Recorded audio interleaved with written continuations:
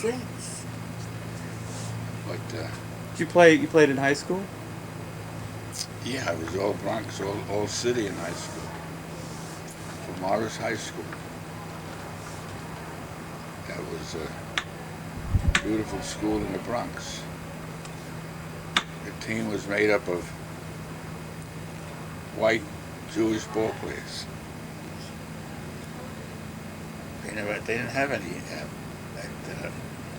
I didn't get the moment. I'm trying to figure out what year I went to Morris. See, I'd gone to DeWitt Clinton High School, and I transferred to Morris High School because I could go to school there in the morning, and I could also play basketball for them. So I went to Morris High School and played basketball. I was supposed to play football, but I didn't pass my grades. I was supposed to be captain of the baseball team, but I didn't pass my grades. I only played basketball. And then 2 years later, my supposedly senior year, they told me I could no longer go to high school. I was not a good student. So it's genetic then. No. No. No. So I had an excuse and I didn't even know it. Yeah, you never knew it. Then I went to Dwight Preparatory School for Young Men, which cost my parents $187.50 for me to get my degree from this prep school. Did you play basketball at the prep school? Yeah. I was the highest scorer in the city, but the prep school was not a league in the regular school league. It was a preparatory school, independent schools. Very interesting. One of the headmaster and the geometry professor, the teacher, got me to go to school at Dwight Prep for half price. The $187 for the semester was half price, was not the full price. You got a discount, huh? Yeah, big one. Move this a little closer.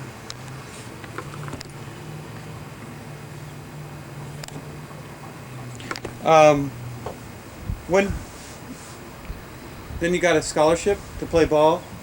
No, I played for the Bronx YMHA, Young Men's Hebrew Association.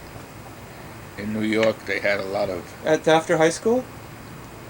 That's while I was going to prep school. In New York, they had a lot of settlement houses and YMHAs. They all had basketball teams, and they were very good basketball teams. They were better than some of the colleges. But I went to played at the Bronx YMHA, and the coach was a man by the name of Tubby Raskin, who graduated from City College in New York. And I played for the YMHA. And at that one time, the coach of LIU, Long Island University, came to see me play, and I got a scholarship to Long Island University. But I didn't accept it. You didn't go? I didn't go because I went to George Washington University. And when I got down there, I found out I didn't like it. They were all on scholarships. So you got a scholarship to Long Island and George Washington? Yeah. So Even though you had lousy grades and went to a couple, 3 high schools. yeah. So I couldn't get into high school, and I was supposed to go to Long Island University. They accepted me. That's the years that Long Island University had national championship all the time. Mm-hmm. So I went to George Washington University for one weekend and I didn't like it. So I came back to New York and I went to see the coach at Long Island University when I got back, and I said, I'm here to accept my scholarship. He said, Bernie, you're a little too late. I gave your scholarship to somebody else. He says, why don't you go down to George Washington? They're looking for basketball players. He had found out that I went down there instead. So I didn't go to school. Then I went to prep school. I got my degree. High school degree. Prep school, Dwight Prep High School. Yeah. And When did you get into Kentucky? well, I wrote a lot of letters all over the country with the help of this coach, this Tubby Raskin, and Adolph Rupp sent me a letter to come down to Kentucky, and he would give me a tuition scholarship and room and books if I came down there. So I went down there. And when I got down there, I found out that they also gave meals and laundry. So I went to see Adolph Rupp, and I said, I can't stay here. So why not? I said, I haven't got any money, and I can't buy food. So I says, I gotta leave. He says, don't leave. I'll see you tomorrow. I said, okay. So the next day he came up to me. He says, now you got your meals and everything is paid for. So that's when I stayed in Kentucky. 1935. How many years? Did you go all the way through school at Kentucky? Yeah, with nobody's help. None, huh? Nope.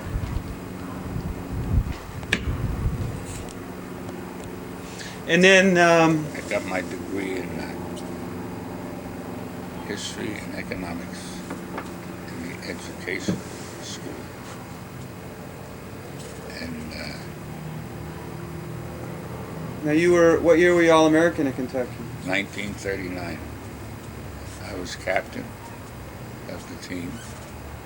I was the only Jewish captain in the history of Kentucky. And I was All-American. And I got my degree. How did they play? How did they rank in the national or? We were fourth in the country at that time. Fourth, yeah. They didn't rank. It wasn't like it is today. It was no rankings. There were two All-American teams picked at that time. Two newspapers picked them. And another fellow by the name of Chuck Taylor was a sporting goods promoter. He picked the supposedly official All-American. And then I got an offer to go. I went to Louisville to play for the Louisville YMHA and get a job. I worked for Seagram's Whiskey, Liquor. But I got an offer from Detroit Eagles to play in the National Basketball League for $400 a month. So I took that and went up to Detroit for the Detroit Eagles in the National League. Now that was the National League at the time? There were two leagues at the time, the National League and the American League. The American League was in the East and the National League was in the Middle West. And I played for Detroit. So there was an NBA and an ABA? No. National League. Just National League. National Basketball League. NBL? And American, no. There wasn't. That's what it was. An American League. The American League was in the East. They had no affiliation with each other. Both completely independent, put on by independent promoters. And I played for Detroit in the National League. The first year we won the our division and lost out in the finals. And I stayed in Detroit and worked with Henry Ford for $5 a day. And then I lived in Detroit, and then the following year, Detroit was bought out by another group of promoters, and I stayed there for $400 a month. But I didn't like it, and I quit. And I came back to New York. And When did you start playing for the SPHAS?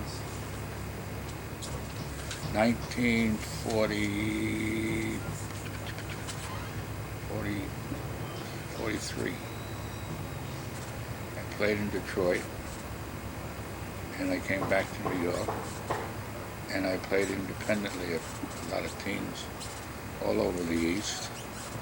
And then I think in 1943 I played for the SPHAS. I think that's 43. I played for the SPHAS. It was during the war. The league played both of these. 1943. How come you weren't drafted? I was in the Army all the time. Oh, I didn't put that part in, did I? My Army career. Was that before the SPHAS? Or during? Oh yeah, it was during the war. I was living in New York, and some promoter told me that the colonel at Fort Knox, Kentucky is forming a basketball team. But I'd like to go down there. To make a long story short, I went down there and enlisted in the Army and played for Fort Knox. And they transferred us out of Fort Knox, and we wound up in Camp Campbell, Kentucky. We were a special group that were trained by the military to go to OCS after the basketball season was over. So then while we were there waiting to go into OCS, there's a group of technicians in the armored warfare, which I was in, were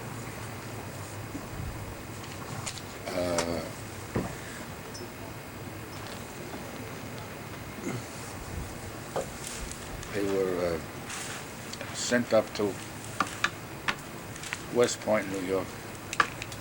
The military academy, where I stayed for 3 years as a private. And at the same time, we were playing basketball independently. So when you were playing for the SPHAS? And in 1943, I started to play with the SPHAS. What position? Well, I was a guard, but it didn't make much difference. Forwards and guards in the East didn't make much. They didn't play such defined positions then as they do now. And how did the SPHAS? How did you do the year? Was it 1 year you played? No, I played 4 years for the SPHAS. And were they in the BBA, or were they? No, they were in the American League. Oh, they were American. The American League was made up of Philadelphia, Wilmington, Baltimore, New York, and we were paid by the owners, by the promoters of the club in cash. There were no contracts. You didn't sign anything. You just shook hands, and they paid you every game. I played for them for 4 years. How'd they do? We won a championship most of the time. And they were also allowed to play for other teams besides the SPHAS in the American League, but there was a lot of independent games played, not league games. So that's where we made while we were in the service, we had a couple of bucks to spend. So you freelanced. You were a freelance basketball player for the SPHAS. Now, how many teams were in the American League at the time? I told you there was Philadelphia, Wilmington, Baltimore,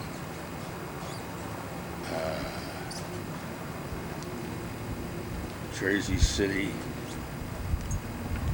and about 7 teams. I forgot that were in there. Now you'd find yourself, the SPHAS would play like.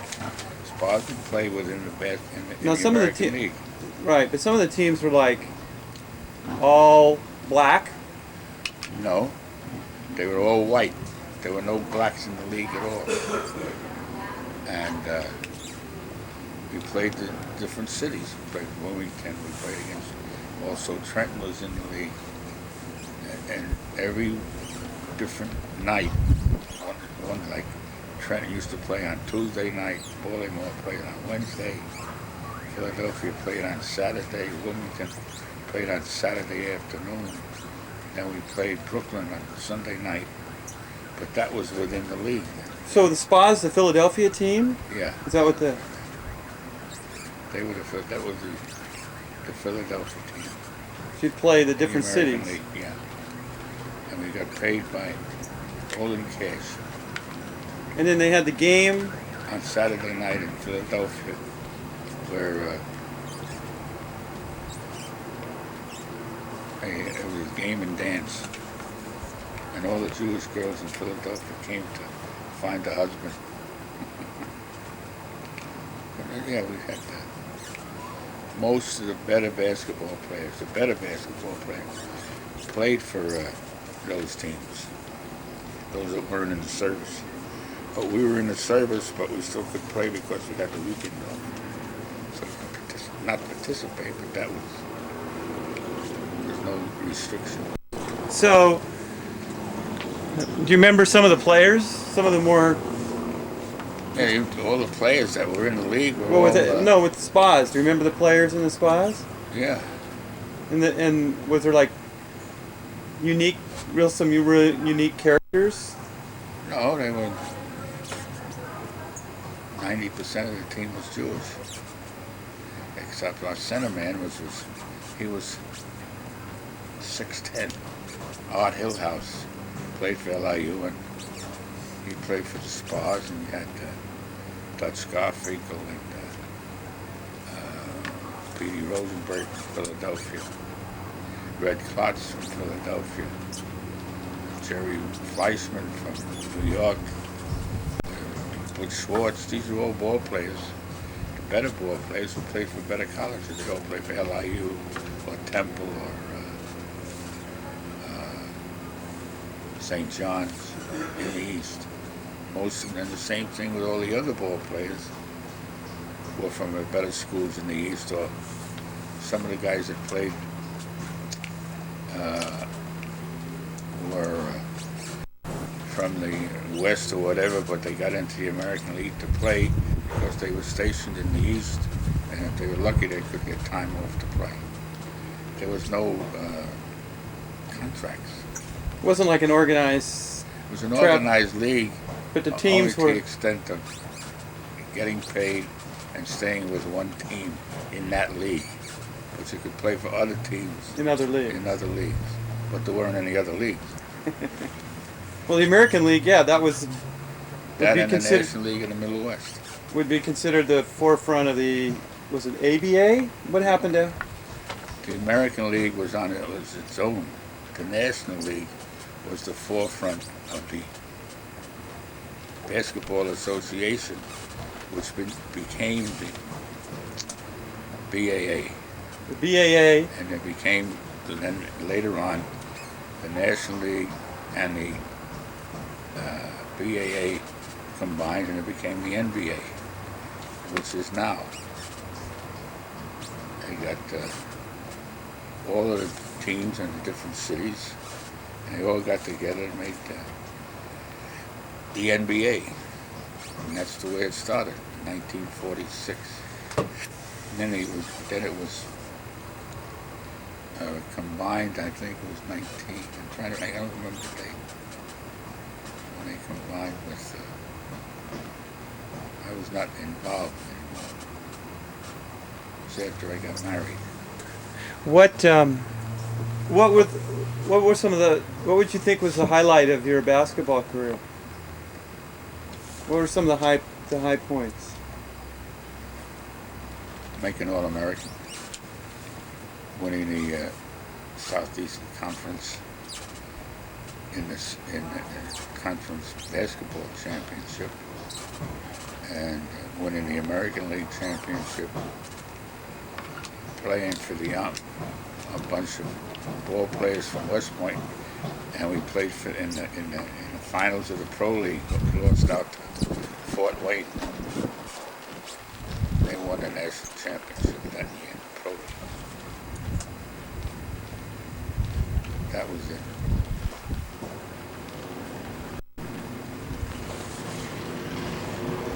And we won and also we won the championship with our Army team in the Eastern District. Won the district championship with our group from the Army. It was Bobby Tuff and Red and Dutch Garfinkel were from St. John's. I was from Kentucky. Chuck Connors played with us from Seton Hall. And we won the Army championship, just so we could get more time off. They didn't pay us. Just a way to get out of the Army. We'll get out of duty. Yeah. That was a lot of friends, a lot of people all over the country. A lot of them in the NBA. In fact, in 1946, I was playing for Philadelphia, and I got an offer from the Boston Celtics. That was the first year the Celtics had started. They offered me $6,000 for the season, and I turned it down because of your mother. How to wreck a good career, right? Yeah. See that you could have had. Yeah, that was a wreck of a good career. So after the war, After the war, I played 1 year with the SPHAS, and then we, in 1947, we moved to California. 48, but it was early 48 that we moved to California, and I retired. from basketball. No, I played 1 year for Jackson Paints in Van Nuys in a industrial league. That's when you were born, so I retired. No, I caused your retirement. No, it's just that I was getting old. How old were you? 30? 2? Who was older? 35? When you married to me? 31. Yeah, when you were born, and 2 years later. 2 years. Oh, 1 year. Huh? 1 40 year. what? 49. Well, No. When he got married, no. No, no. when I was When born. When he was born, Oh, we got married in 47. yeah. I got there at the end of 46, and you people came over November. We didn't come over, Gene. We didn't have to take a boat. We just drove here. We were Americans. It's in the American 48, League. huh? So, what were some of the other experiences in the SPHAS that you can remember? Well, the team was primarily made up of boys from, even this before the war. Jewish boys from South Philadelphia. That's what the name came from. South Philadelphia Hebrew Association. And the ball players were all Jewish. The only team that was. And Eddie Gottlieb, who was the owner of the team and the promoter, later became the owner of the Philadelphia Warriors and the San Francisco Warriors until he retired. But most of the ball players were Jewish boys from New York, Brooklyn, mostly Philadelphia. Played for the Philadelphia SPHAS. And once in a while, Eddie would sneak in a Gentile boy, not because there's any restrictions, but because he was a better ball player, like Art Hillhouse. He was played first most of the time. And all the boys were excellent, ex-college, All-Americans, whatever. Played good ball, basketball. That was all. Now, when did the Harlem Globetrotters came in about 1949, 50. Guy named Abe Saperstein started the team. It was after the war. They traveled all over the country. Well, weren't they first in the American League, or Globetrotters were an independent basketball team. since inception? Yeah, until I think they played in 1 year in the American League. I wasn't here. I wasn't in New York. I was here, in California. So that's where that started. Abe used to take them all over the country in I think it was a Pierce Arrow, car, 7 passengers, all black.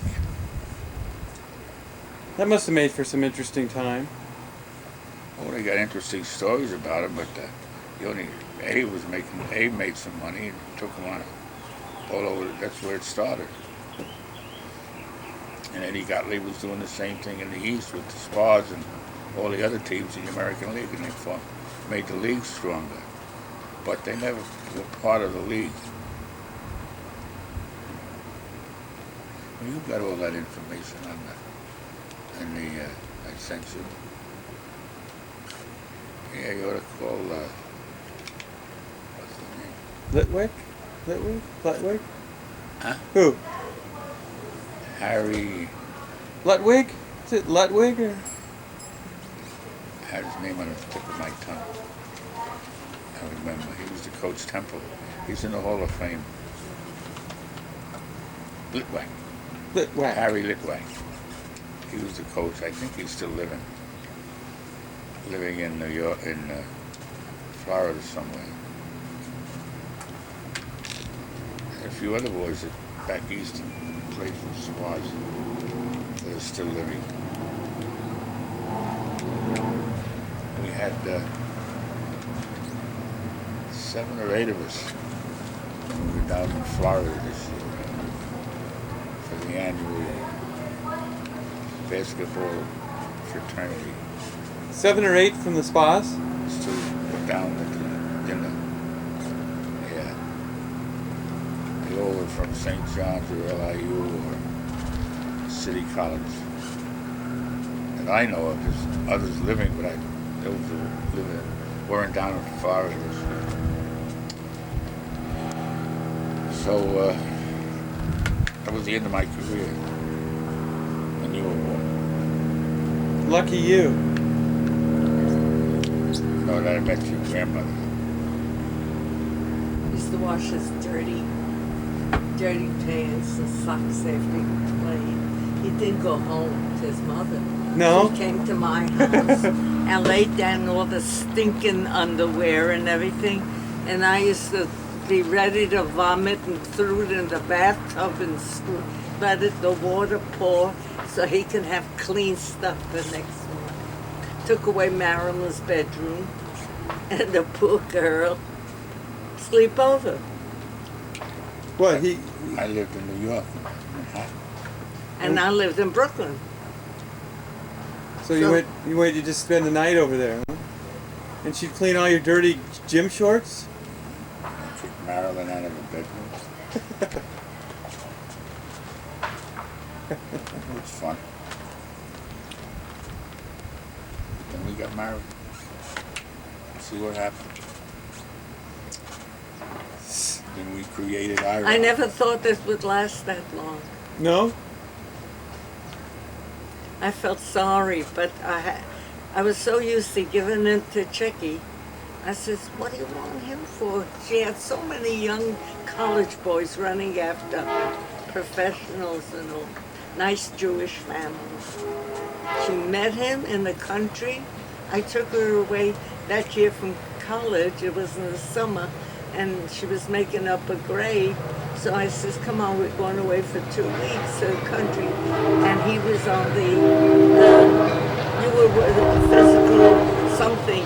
You had a position there in Cedars Country Club. I was the athletic director. Right?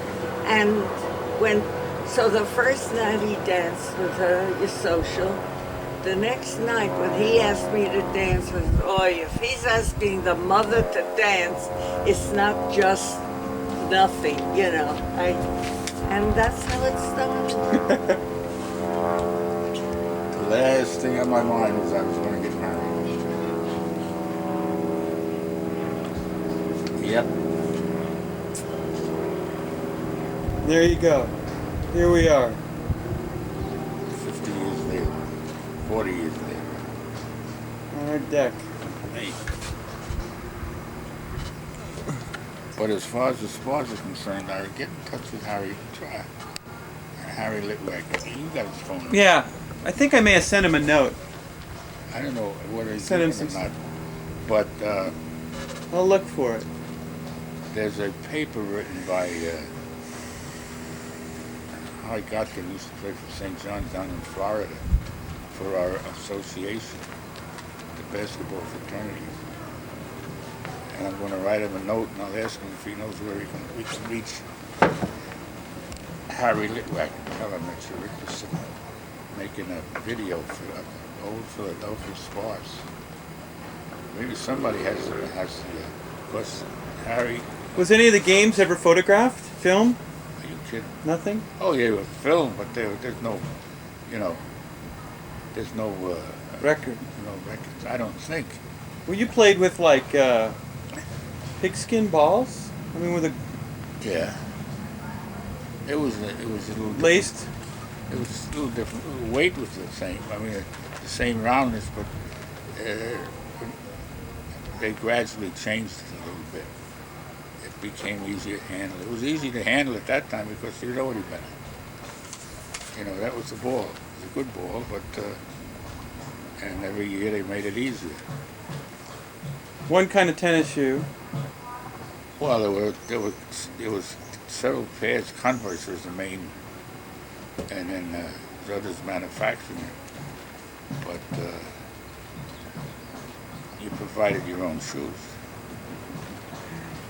and the club owned the basketball uniforms. Now the court size, net height, markings, all the same? No, we played in the ballroom, in the hotel. Broadwood Hotel in the ballroom was not the gym, the regulation size. Wilmington played in the high school gym. Trenton played in a dance on a dance floor. So you'd play a different city in a different size court? You could find cities with different sizes. I'll tell you a story about the time where the hell was it?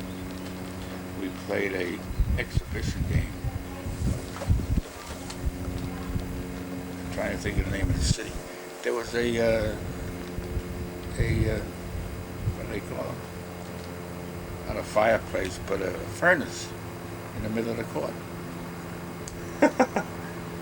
And other courts, I know of several places we played, they kept the doors open under the basket, so when you went under the basket, You could run out the door? they started, years ago, they started playing They used to play in the net. Have a net around the court. No, nobody. There was no outside balls. Every once in a while, in the old pro leagues, you find a cigar butt up against the butt. It was a lot of fun. We had a good time. They were all good basketball players, and you couldn't make a living at it. More or less, all the guys who were playing had other jobs. School teachers, principals, lawyers.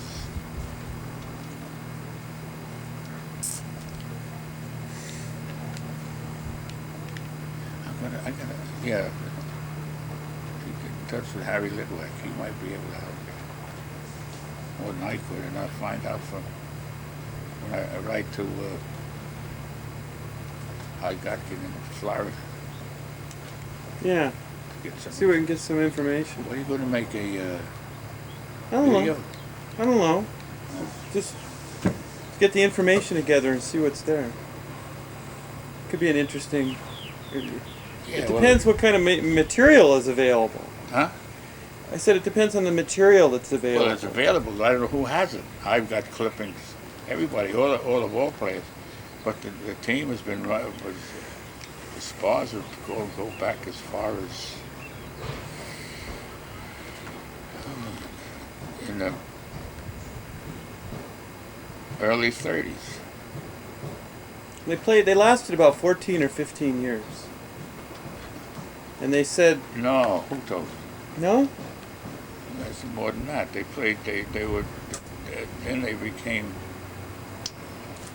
Eddie Gottlieb owned the SPHAS. And Abe Saperstein owned the Globetrotters. SPHAS were always one of the teams that lost to the Globetrotters originally. They had the Philadelphia SPHAS that played and traveled with them.